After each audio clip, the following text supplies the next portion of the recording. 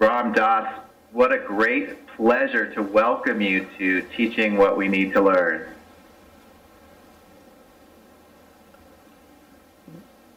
This is quite a thing.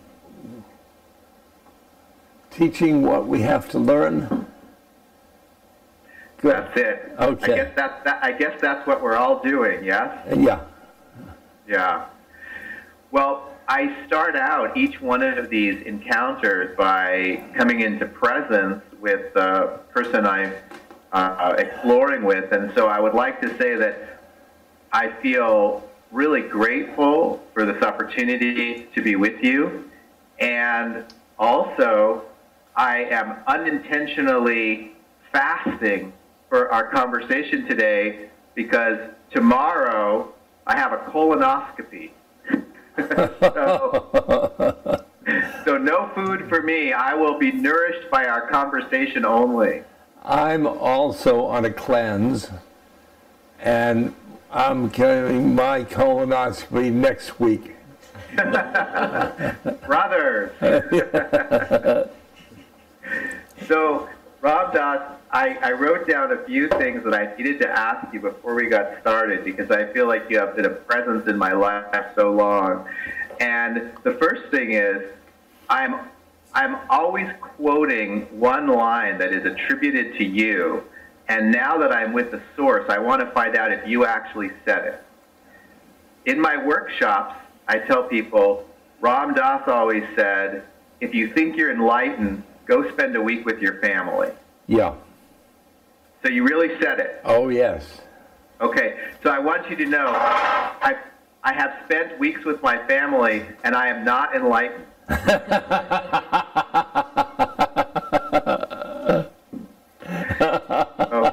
I've always really taken that to heart, absolutely.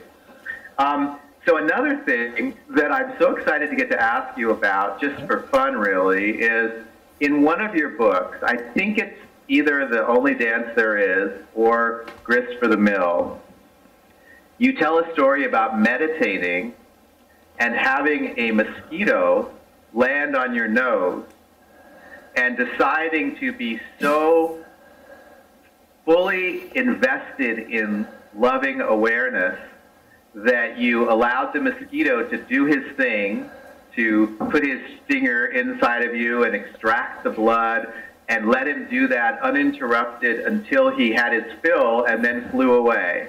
Yeah.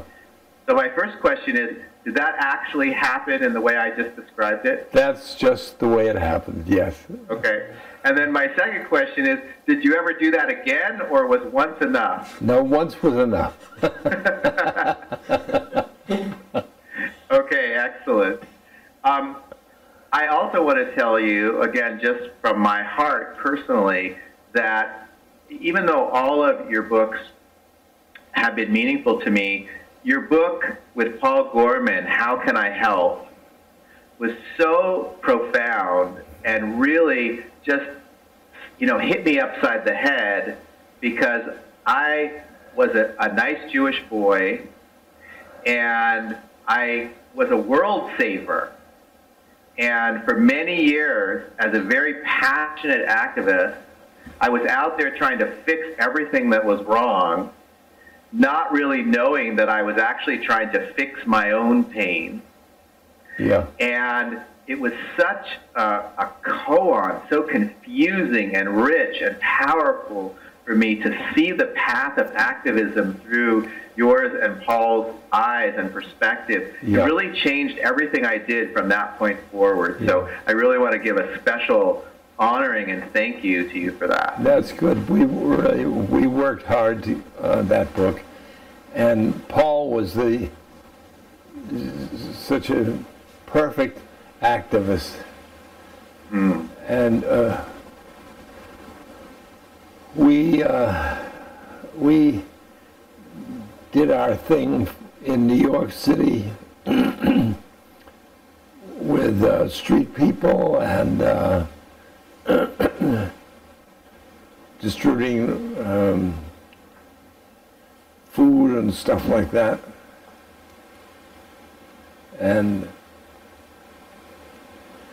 and we had them all come into the St. John's Church, and they were acting out, very much acting out. Yeah.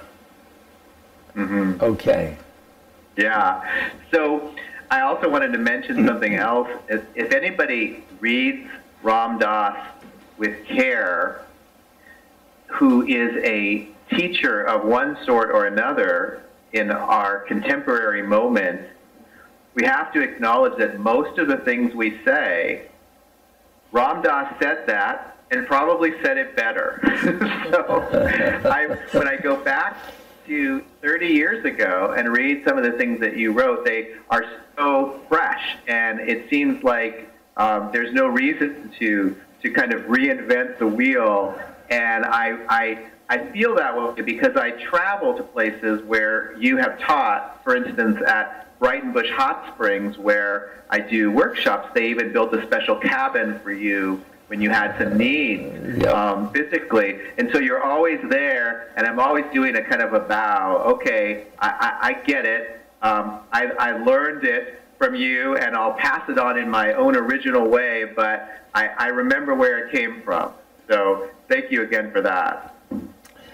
Well, things change, the culture changes, and therefore the way you can say it changes. Yes, and here you are. Because you are talking to the consciousness of your audience. Yeah.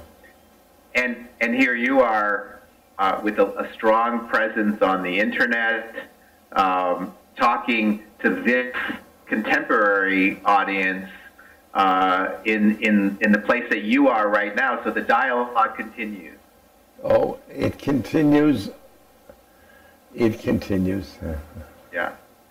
So the last thing I want to ask you, just for fun, on my list of I have to ask this to Ram Dass, is a few years ago, the telephone company Sprint had an advertising slogan in which they said, "Be there now. Be there now." Yeah. So the first thing is, were you aware of that when that slogan came out? No. Okay. So again, the nice Jewish boy came out from me when I heard that slogan. Be there now. What's so bad about being here now? You know, what is here? Chopped liver? Why would we want to be there? But I saw that your influence was carrying so deeply into popular culture, they thought they had to improve on the now. That's funny. That's very funny. Yeah. So Ram Dass, I often save this question for the end, but there's no reason to waste time, precious time that I have with you. This question that's posed by the title of this series, Teaching What We Need to Learn, it's really about transparency, and it's about sharing what's cooking for us, what's not all the way done, where we find our consciousness called for greater exploration in this present moment. And I'm wondering how that is for you. I mean, there's so much that you have come to peace with, and there is so much love that moves through you, but you're a person, you're evolving, and I'm wondering, where do you see that evolution right now?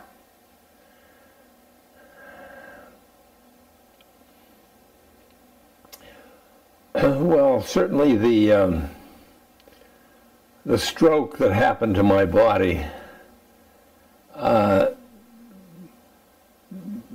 proves a lesson for me,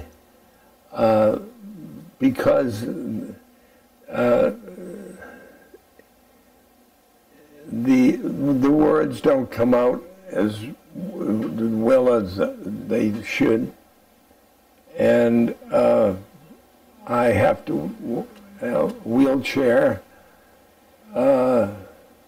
which means I can't get as much exercise as as I want to. Those are the things that. Then I think that my age is an interesting factor to work with. I'm 81, and it's just I don't mind that my memory is shot and things like that, because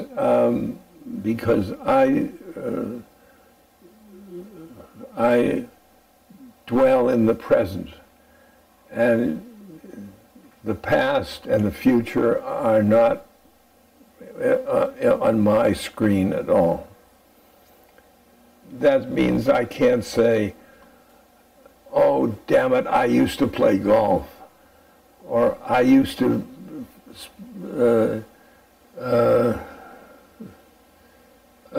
drive my sports car, or something like that.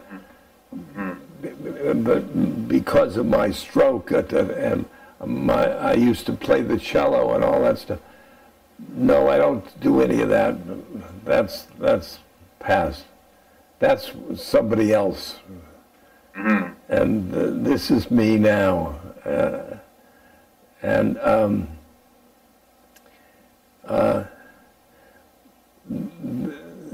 The challenge I've been dealing with is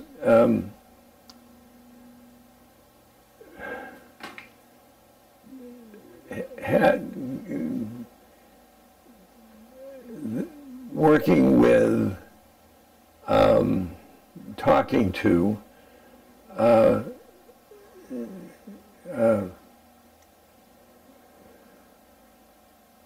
teenagers to 30ish, and they have a different language than I have, and it's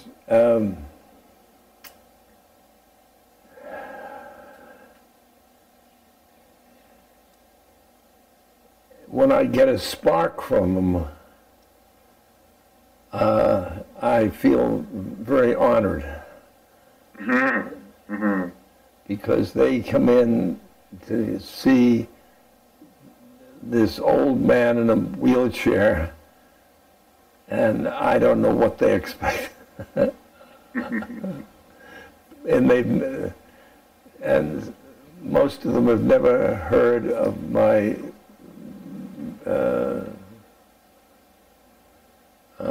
high history.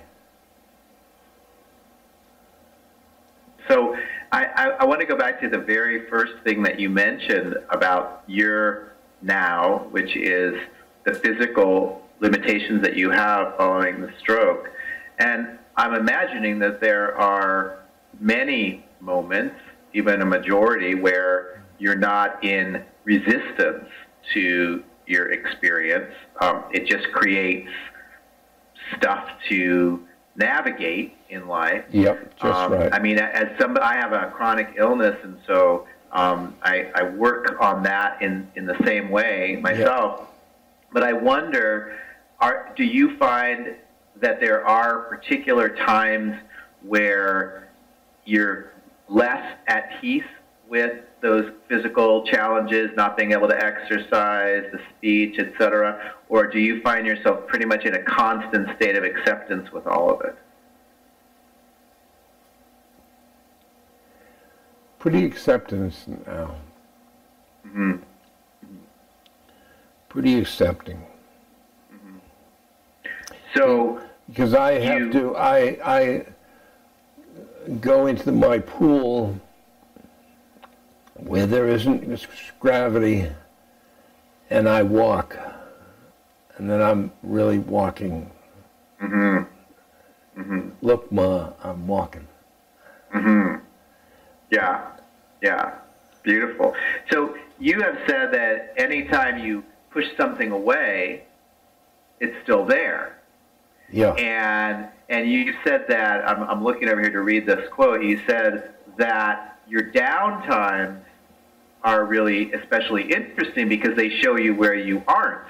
Yes. And over time on the spiritual path, you become actually more interested in those downtimes because you long to be whole and to accept everything.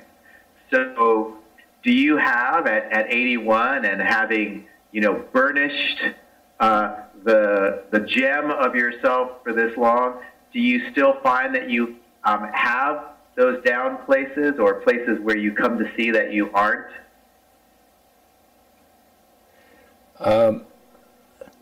What I do is I witness those thoughts. I witness from my spiritual heart into the thoughts. And I'm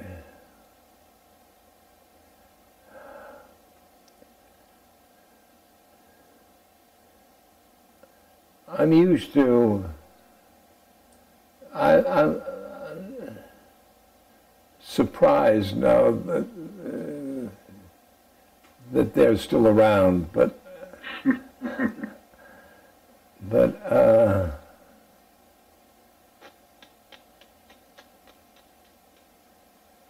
and I love them most of the time, because that's the only way to get rid of them.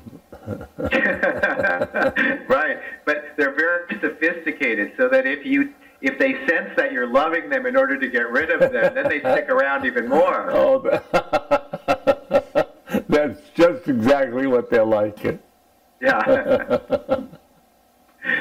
So I was speaking in this interview series to a non-dual teacher named Isaac Shapiro, and he was talking about having a pretty clear awareness in which lots of things still arise that he doesn't attach to, but he knows they don't go away. So, for instance, he feels irritation sometimes about a person or a situation. He likes one person more than he naturally likes another person, and he doesn't attach to it or create a drama about it, but all that kind of going towards and pulling away from still seems to happen in the psyche, even though it's not happening to an eye as he experiences it. So in your experience, do you still find those kinds of attractions and irritations arising, even if you don't give them a lot of energy or resistance?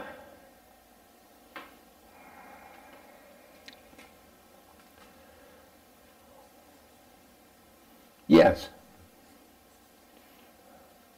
Great. Yes. Great. Yeah. I'm so delighted to be able to ask you that question and also hear your truest answer, because I see so often that people do harm to themselves by creating an idealized state that they think they should be in which those things wouldn't arise. Yep. Yeah. And Yeah. no, I'm human too, and we are spiritual beings taking a human experience, but the human's experience is these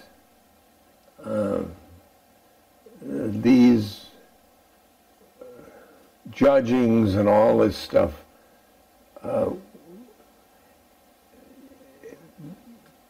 Because they're part of the warp and woof of being in the culture. I wouldn't be. I mean, I live down in my heart, and I know the judges in my mind.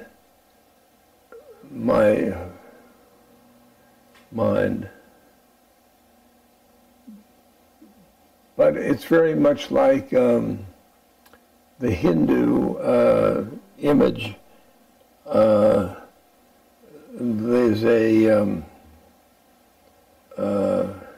coach, and I'm sitting in the coach, but up on the driver's seat is the ego, and that's got all those things, and I can't drive the coach from sitting in the side, and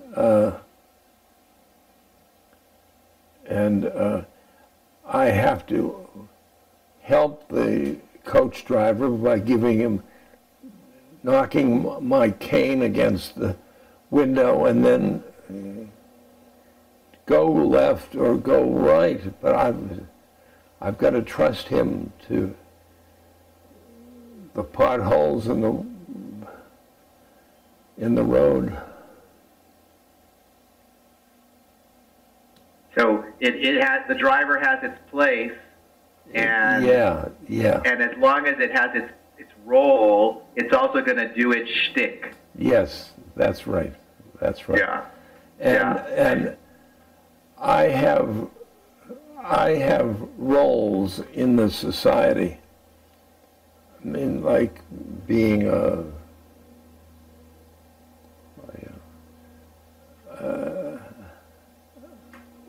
wise old man, something like that. And I have roles in the society, but I don't have to take them seriously. And I think that I can substitute for role my soul. Beautiful. Yeah. I noticed too, I think, that over time, at least as I've known of you, that a lot of those natural kind of egoic judgments turn into discernment that can be heartful and valuable. I heard a story about you. You can tell me if this is accurate, that in the early days of your recovery from the stroke, many people wanted to come and offer you this kind of elixir or that kind of healing, a promise of some kind of full recovery, and that there was one time where a certain healer came forward to offer you something, and you just had a natural discernment, phony, just didn't feel true to you. And you didn't shy away from that. You let that intuition or discernment just be what it was, and you followed it. So do you experience it that way, that you can have heartful discernment that isn't so much just the ego doing its thing?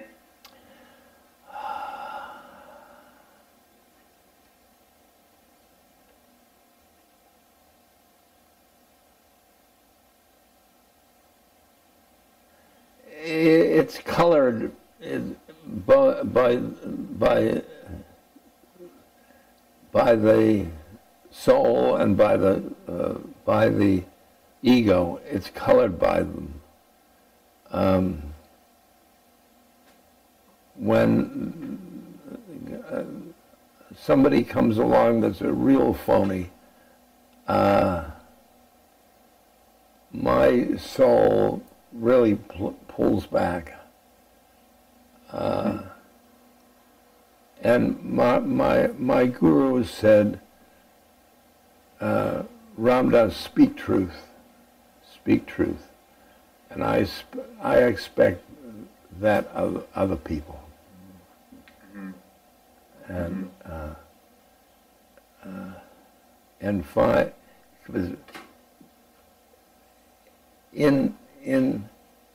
in relationships, truth is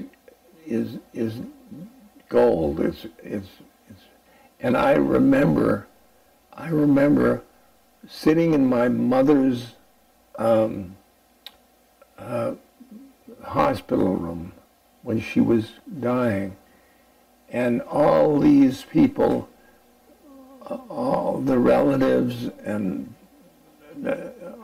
nurses and doctors, all they came in and they were all speaking phony stuff. The doctor says you're going to be all right. Wonderful, you're going home, sir. And they'd go out of the room and the corridor. They'd say she won't live a week. And it's for a person that's going through a ceremony of dying and then being surrounded by lying. Boy, it hurts me. Yeah, I really get that. In this interview series, I spent some time recently with Dan Siegel, the psychiatrist and mindfulness teacher, and his father had just died. And it was a very poignant interview because he spoke about that, and he didn't cancel the interview even though it was very raw, this passing. Yeah.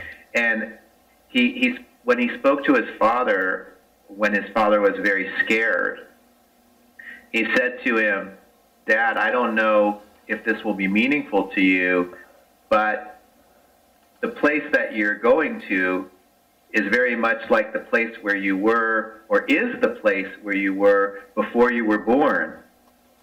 And nobody is afraid of the place they were before they were born." And his father took that to heart. Even though he was a scientific man, he said, "Thank you, that helps me feel better." That's great. So that's something really, it's soothing, but it's different from you're going to be home in a week. Yeah. For sure. Yep. Yeah. Most of the people are speaking to a dying person from this side, and the pictures of children and medicines and so on, and there's very little said about the hereafter. And I think since the soul is not in time and space,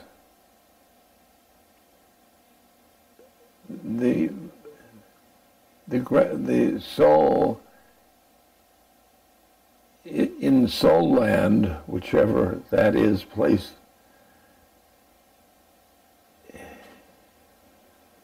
it's going to be infinite. It's going to be a blank slate. And most people project on that blank state,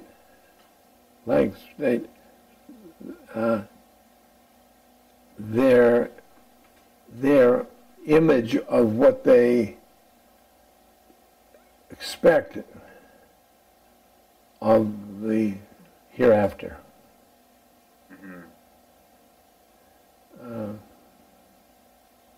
And it may be a sylvan scene or a school or a big mansion or St. Peter or a hell. You can the Bardos. Or Buddhists wanting to nothing. Yeah. I really relate to the idea of the projection onto the hereafter, because ever since I've been very young, being a very intellectual oriented person, I've had this idea that when you die, all unanswered questions are answered. You get to have complete knowing, which for some people would be torture, but for that part of my brain and my ego would be bliss. So I have this fantasy that when I die, I'm going to find out that girl who rejected me back in my 20s, who wouldn't tell me why, I'm actually going to get to find out what was going on.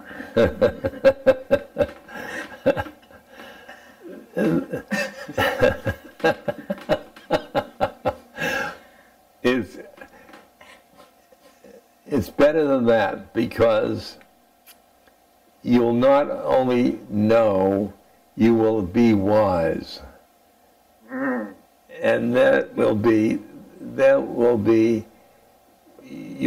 that girl, and you'll see why she was incarnated and four incarnations before, and you'll go, and not only will you see all this, you will be all this. Wow. Wow, that's a lot to look forward to. That's a great ride. That's great. Yeah.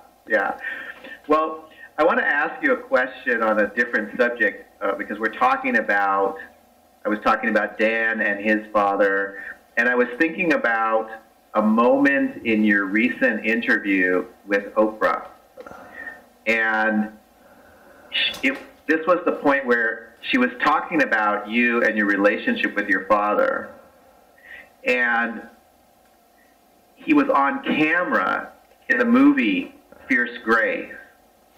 And Oprah saw the footage and saw your father and his expansive acceptance and respect for the scene that you had created out on the lawn of the family house. And Oprah said, well, gosh, she seems really kind of enlightened and aware. And you said, well, see, that was for the camera. Yes. I have my image of my father. I was very complex in my mind, because he's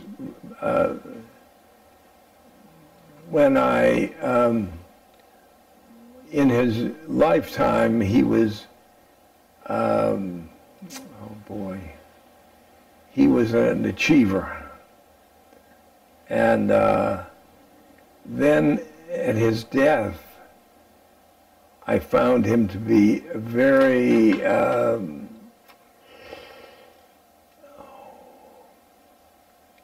an angel, just a sweet, soft angel. And then in my earlier days, he was very against my going into psychology, and he fought me tooth and nail about that. And then here he is going, it's all been, I let my kids be anything they want. That's phony. Yeah. See, there it goes again. There's your guru told you to speak the truth, and there's something in you that says, sometimes I gotta tell the truth. Yeah. And I know in my family growing up, there was a lot of emphasis placed on how we looked to the outside world. And as a matter of fact, some of the kids who were my contemporaries grew up resenting our family because their parents would say to them, look at those Kushner kids, why can't you be like them? And it was total crap. And the image was so hurtful. Yeah. And one of the things that I understand that it was an intolerance my parents had to be with pain and discord. So my father would come back, from a day at work or whatever, and the first thing he would say with a big kind of plastic grin was, "So is everything copacetic?" And it almost never was, but it wasn't a serious question. It was more a need that he had for it to be so. Yeah. Yeah. Yeah. And one of the That's things that good. I That's have good. found, That's good. well, one of the things that I found, though, at the different stages of my own evolution as an adult, but still the child of my parents, is that as parents soften, you mentioned that your father became an angel near the time of his death. As parents soften in this now moment, Yeah. it often brings up a certain kind of turmoil in the child, because it seems like, well, you just got off scot-free. There was no accountability. Like, how is it that you could say, like, well, yeah, I just want to be here now, when you weren't there then?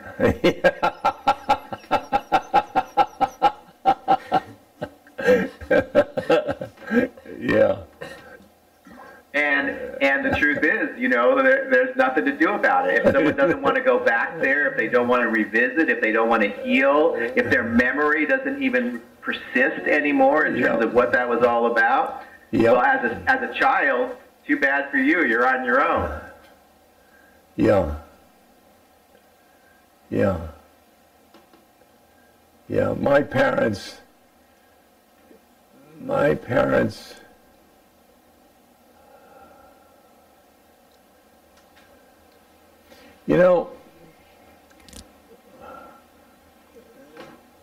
they were good Jewish middle-class parents. But then as I got to know them as their souls, I realized they were very, very high beings. And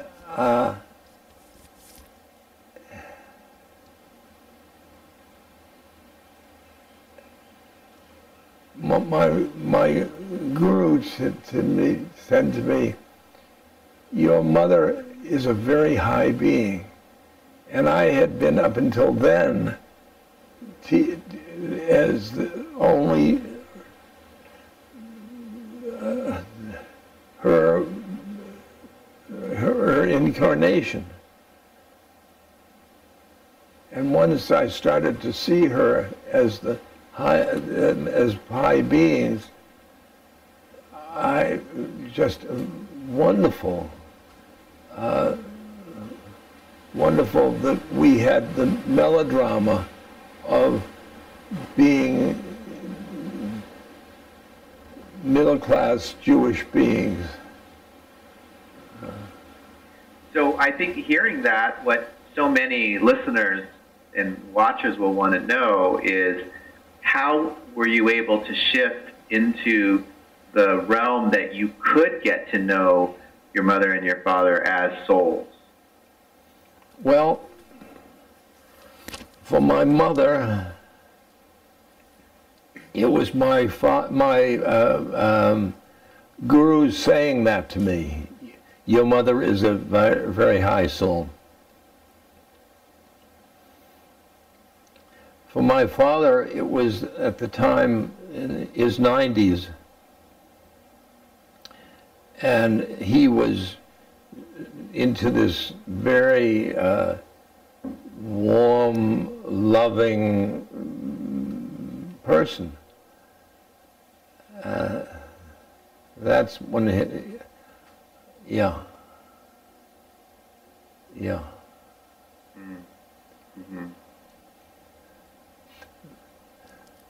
There was a story about him. He had a farm. We had a farm, and on the farm he had three golf links. And so we were sitting out, Dad and I, looking at the scenery. And there was a beautiful sunset, absolutely beautiful sunset. And I said, Dad, isn't that beautiful? He says, yeah. Do you know how it's cut go beautifully?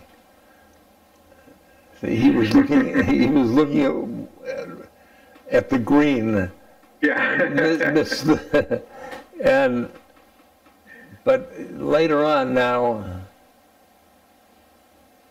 and he was in the 90s, I was holding his hand, and he was in bed, and I was in a chair next to him. And he said, Rich, look at that beautiful sunset. That's great. That's great. Thank you so much for sharing that story. It's interesting how we can come to see our parents differently. In my own life, I had an experience once where I was so triggered by both my mom and my dad. And at that time, I was involved in the film business. And I noticed that I could empathize with almost any character in a movie. Even the bad guy, Yeah. I could find compassion for where he was coming from. So I said to the woman who was my wife at the time, who was also from the movie business, I said, I'm totally stuck here. I'm lost. I can't relate to my parents in any kind of compassionate way. So could you please describe them to me as if they were characters in a movie? Yeah. That's great. And she did. She did a great job, and it totally worked. I'll tell you another trick I have. The puja table, the table in which I have the saints and all the mishpacha.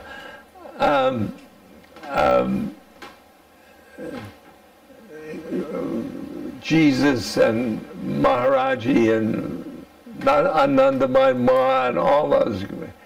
And then I put George Bush in there because I knew I couldn't handle him.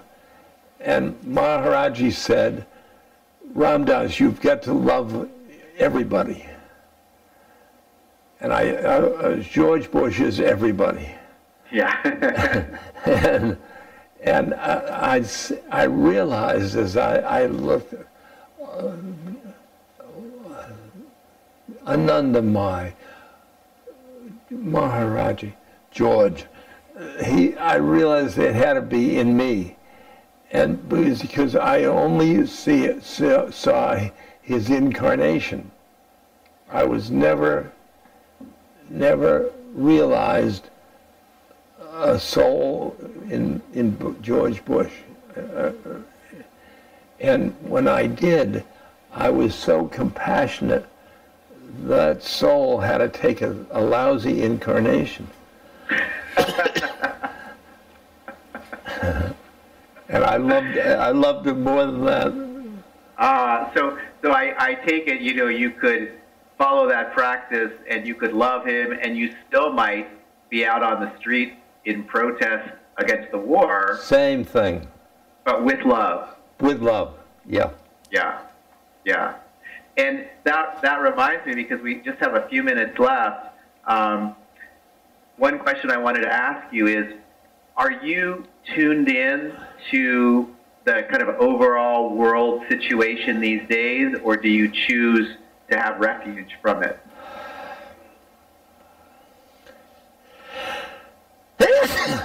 That's my answer. You're allergic to it. Well, I know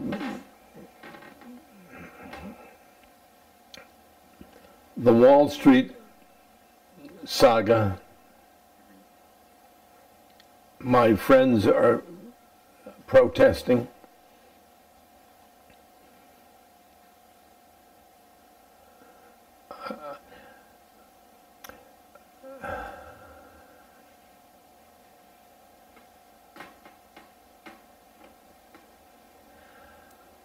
I read the papers and the magazines regularly.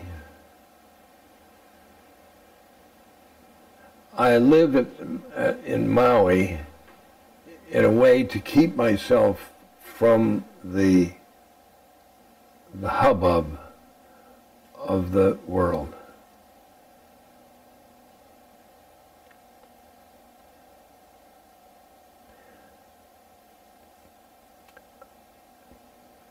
I certainly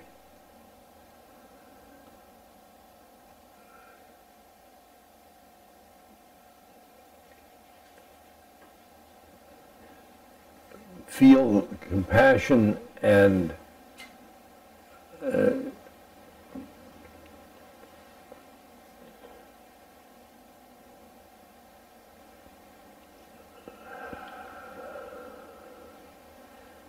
the suffering of the world.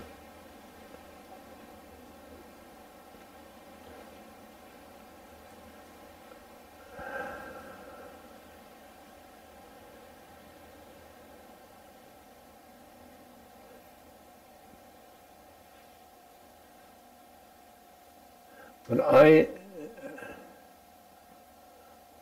I never do any social action now. I'm 88, 81.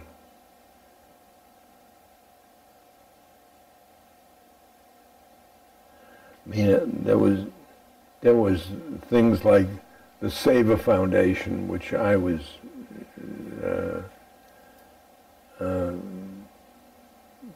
very active in.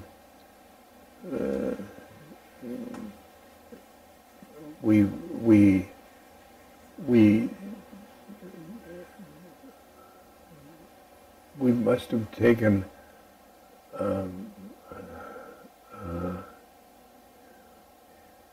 maybe thousands of blind people, taken their blindness away.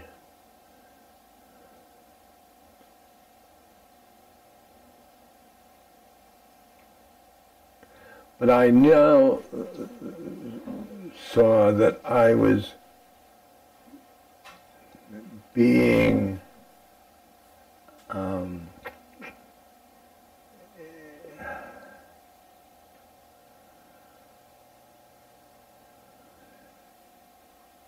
being a certain role.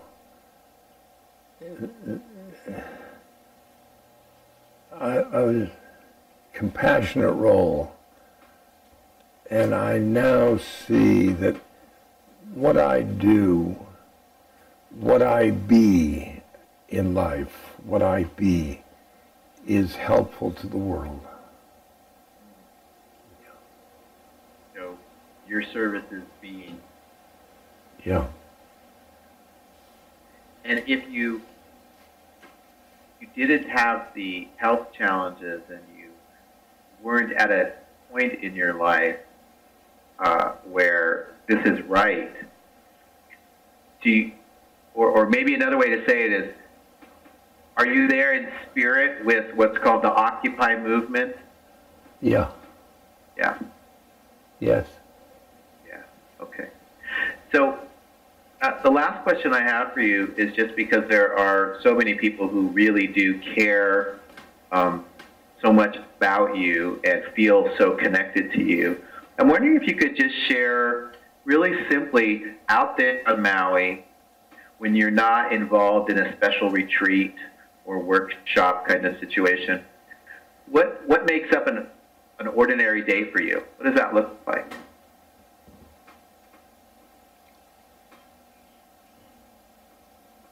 I nap. Me too.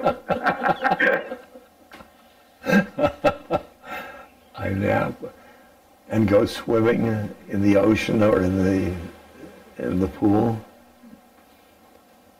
and then my